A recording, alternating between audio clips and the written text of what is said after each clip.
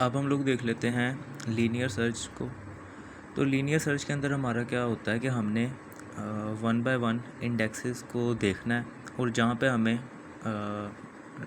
Target हमारा मिल जाएगा, हमारी सर्च वहीं पे ब्रेक हो जाएगी और हमारा प्रिंट हो जाएगा कि index element found at specific index. अच्छा, इसके अंदर हमने क्या करना है कि सबसे पहले, अच्छा एक चीज़ मैं बता दूं आपको कि जब हम लोग बनाते हैं ना फॉर लूप, फॉर अच्छा एक सी प्लस प्लस में चीज़ है कि जब हम लोग, अब जैसे एक लूप है या कंडीशनल स्टेटमेंट्स हैं, इफ़ एल्स वगैरह, चलो इफ़ एल्स तो नहीं, लूप होगी, फॉर लूप होगी। इसके अंदर जो हम लोग पैरेंथेसिस के अंदर वेरिएबल बना रहे हैं ना, इसका स्कोप बस इतना ही है जब तक हमारा फंक्शन ख़त्म नहीं हो जाता, यानी कि इस ब्रैकेट से शुरू होगा और इस ब्रैकेट तक ख़त्म हो जाएगा। इसके अंदर चाहे मैं 100 लाइन्स लिख लूँ, ये मेरा वैलिड रहेगा, चाहे मैं एक लाइन लिखूँ, ये वैलिड है। पर जैसे ही मैं इस वेरिएबल को यहाँ पे एक्सेस करने की कोशिश करूँगा, सी आउट आई, ठीक, तो मुझे आ जाएगा एरर कि आई हमारा डिक्लेयर ही नहीं है।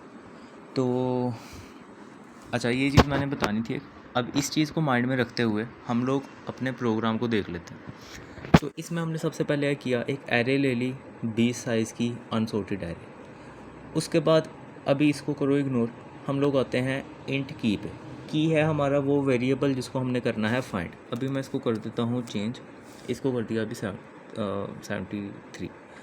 अब अगला प्रोसेस हमारा क्या है कि हमने सारी जो लूप है ना, हमने उसके अंदर से गुजरना है बारी बारी, जितने भी हमारे पास इंडेक्सेस हैं सब में से देखना है और कंपेयर करना है की के साथ कि अगर तो हमारा एलिमेंट अवेलेबल है तो ठीक, वरना फिर हम लोग दूसरा मैसेज अपना प्रिंट कर देंगे। तो सिंपल फॉर लूप हमारी लगेगी I is equals to zero. यहाँ पे हमने डिफ़ाइन क्यों नहीं किया वो मैं इस स्टेप में आके बताऊँगा। आई इज़ इक्वल टू हमारा ज़ीरो है, आई ग्रेटर दैन 20, यानी कि साइज़, इसको मैं साइज़ भी कर सकता हूँ, 20 की ज़रूरत नहीं है ख़ास, और आई प्लस प्लस। अच्छा, इसके अंदर हमने कंडीशन ये भेज दी कि अगर तो एरे का इंडेक्स, ये जो आई होगा, वो इक्वल टू की है, तो हमारा आ जाएगा जी एलिमेंट फाउंड एट इंडेक्स, और ये इंडेक्स प्रिंट हो जाएगा हमारा। और यहाँ पे हम लोग कर देंगे लूप को ब्रेक, और हम हमारा प्रोग्राम ख़त्म हो जाएगा। तो अभी कैसे रन हो रहा है ये देखो, हमने 73 को फाइंड करना था, तो हमारा 73 6 इंडेक्स पे पड़ा हुआ, तो हमारा बस ये ब्रेक हो गया यहाँ पे और हमारा मैसेज आ गया। पर अगर हमारा एलिमेंट पड़ा ही नहीं हुआ रे के अंदर, जैसे अब मैं इसको करता हूँ 99, तो क्या होगा कि एलिमेंट नॉट फाउंड। अब इसमें क्या हुआ है कि हमने देखा बारी बारी सारे वैल्यूज़ को किया कंपेयर, अगर तो हमारा जैसे 10 के साथ कंपेयर किया, 99 नहीं है, 21 नहीं है, 34, ऐसे सो ऑन चलता रहा।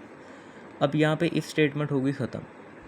अब हमने मैसेज प्रिंट करना है कि एलिमेंट नॉट फाउंड, इसको हमने फॉर लूप के किया है बाहर प्रिंट, और आई को हमने ऊपर इसलिए डिक्लेयर किया, यानी हमने आई को ऊपर पहले ही बना लिया मेन के अंदर, ताकि वो सारी बॉडी के अंदर, इन मेन की जितनी भी बॉडी है सब के अंदर वो एक्सेसिबल रहे।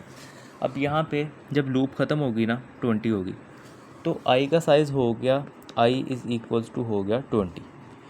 क्यों? क्योंकि आई प्लस प्लस होता रहा जब तक आई 20 के इक्वल नहीं हुआ।